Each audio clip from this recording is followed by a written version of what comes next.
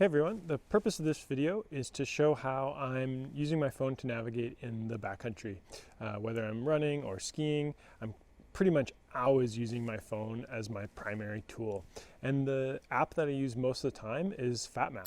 The reason that I really like Fatmap is because its 3D visualization is really the best that you can get. All the other features are great, and I'm going to talk about how I use them, but the ability to actually look at the terrain and have the satellite imagery all superimposed over that 3D model is really the most valuable thing for me.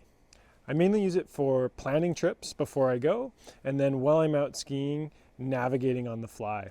And so when I'm trip planning, kind of the first thing that I'm doing is just keeping an overall list of interesting objectives, and I'm marking waypoints in my Fatmap app. So you have to be logged in and have an account and all that, and you can create waypoints, and those are really good to look back for something to do. So you can make a note about them, you can make a list in a Word document that correspond with those waypoints, but put them in when you're either in the field and you see something cool, or when you're surfing around at home.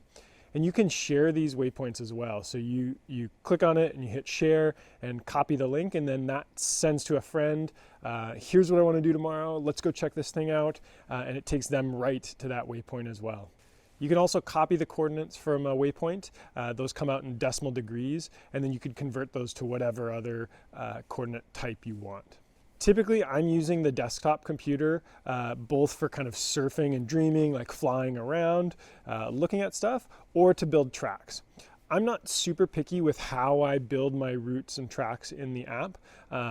They're kind of general routes, and then I work out where I'm actually going to put in the skin track when I'm out in the field.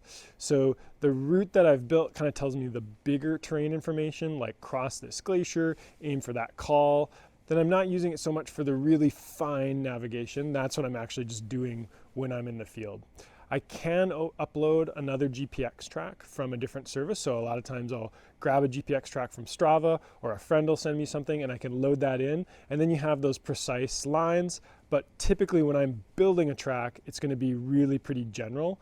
That gives me a good idea of all the stats for the tour, elevation, distance, and so on, and gives me a good idea of what to expect. I know for a long time people have been looking forward to having this on the mobile app, and this is actually something that's just been released. So the mobile app route planning is actually pretty cool. You can drop waypoints, those connect with a line, and then you get the full stats for that planned route. So if we're looking out at a valley, we can drop in some waypoints and really get data on how far away something is, how much vert to get there, and all that.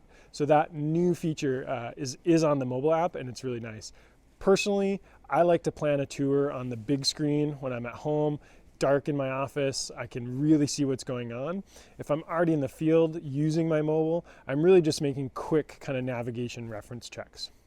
Once I have planned out the route on my desktop computer, typically I'll kind of review the overlay information. Aspect is kind of the one of the most important ones. It's also often overlooked. And so we can see what direction a route or a run is facing. So this is a nice north facing, or oh, actually this gets some sunlight in the evening because it's just slightly west facing. All that kind of information is really useful for when we're kind of predicting what the snow conditions will be like. Avalanche is the other overlay that I'm using most often. It's the one basically to drop on and look for slopes to avoid. So really quickly we can say, okay, those slopes are avalanche terrain. I'm going to be squeaking my way through and not have to worry about it. The last thing I'll do is compare my route to other information. So for example, looking at the Avalanche Canada forecast. When AvCan says we want to avoid north-facing slopes between, say, 1,200 and 1,800 meters, you can visualize that in the app using a custom layer. And so I would put that information in, drop that on my route, and then see, it lights up the places that I shouldn't be going, I should be avoiding. So if there's avalanche problems in the forecast, I can identify no-go zones ahead of time and completely get those out of my planned route. And then finally, I'll kind of look for possible decision points in the tour. Those could be entering different types of terrain, like going from tree line to above tree line. Could be terrain traps, turnaround points, points of no return, those kind of things. So these are just things that I'm going to be thinking about as I'm moving through that terrain. And if they're really critical ones, I might mark them with a pin or a waypoint. Once I'm actually out in the field using the Fatmap app, I'm really mostly kind of checking to see that I'm in the right area or going the right direction. You know, what's around this corner? Are we too high? Are we too low? Do we need to traverse? Those kind of bits of information that I can judge just by quickly looking at my position on the satellite imagery. If I'm kind of following a route and I know I need to get to a call eventually, just recently I was on the Spearhead Traverse and I got a little bit turned around. We were skinning up kind of over a blind roll. I knew I had to go to a call, and it was really easy just to refer to that location and know, okay, let's trend a little bit left instead of a little bit right, and we're going to end up right at the correct call. And that was super handy. The other thing I'm going to use the app for in the moment is just looking for the best skiing. It's most useful, I find, for tree skiing. Around here in BC, we have these big old growth forests, and it's really nice to find kind of the hallways of trees where the snow has really filled in and we can open it up. So I'm looking for those corridors and breaks in the trees, and I'm kind of poring over that satellite imagery both beforehand and during to find those lines that we can really ski and have a lot of fun. When I'm in the field, I'm just kind of checking occasionally that my actual track doesn't head into Avi terrain unnecessarily. Also, that any skiing that I can't see below isn't going to cliff out. So this is kind of that advantage of satellite imagery. If we're looking at topo maps, you can have nice consistent topo lines, but if those topos are 10 or 20 meters, say we've got a 20-meter topo line, that's not going to show a 10-meter cliff, and so that's just going to look like a planar slope. Whereas if we pull out that satellite imagery, we can see, oh, there's actually a cliff in what otherwise might be a nice looking slope. So for kind of tips and tricks that I'm using, I'm just, again, always dropping pins when I see cool stuff. Dropping waypoints if I need to remember a trailhead, if there's a couloir across the valley that I want to go check out next time. Anything interesting, I'm immediately marking as a waypoint.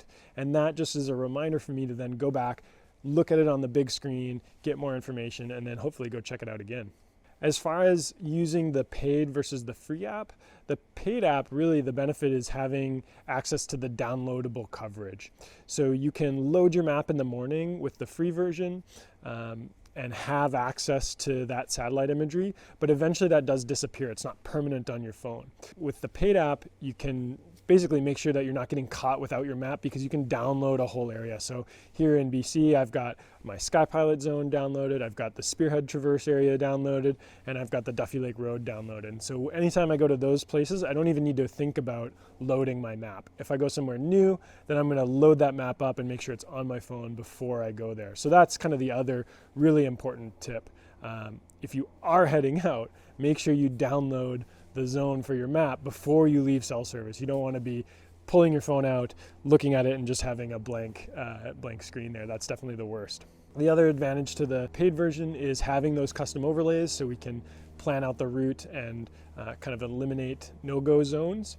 And then finally, in certain countries, especially in Europe, France, Italy, Switzerland, you have access to the really improved national topo maps. These are beautiful kind of works of art map, and they're really nice to be able to look at. Here in Canada, North America, that is a little bit less important to me. There are some places where the satellite imagery on Fatmap isn't amazing, especially here in Western Canada when we really get way out there to unused places. But it's really easy to send us an email to the support at Fatmap and get those guys to add that imagery into their database. So it's the email address for imagery requests is in the information below, and they always love to hear from people. And then as long as your phone's cell network is off when you're in the backcountry and you've already loaded your information for your map, Fatmap isn't too hard on the battery. I don't really find it worse than other tools or normal kind of camera use with my phone. So if you want to conserve battery but need really heavy navigation use, I plan the route on my Fatmap and have it available, but then I also upload the track to my watch. So that allows me to use the watch for kind of the basic breadcrumb navigation, and then I'm only referencing Fatmap at really critical or complex decision points. And then I just can't stress enough to use that desktop version for dreaming. Open it on a big monitor in a dark room and just fly around every ridge line, around every corner. This is how I find the most interesting lines that I'm skiing, and it's just the most useful aspect of this tool. So that's how I'm using Fatmap when I'm at home and in the field. Hopefully this is helpful.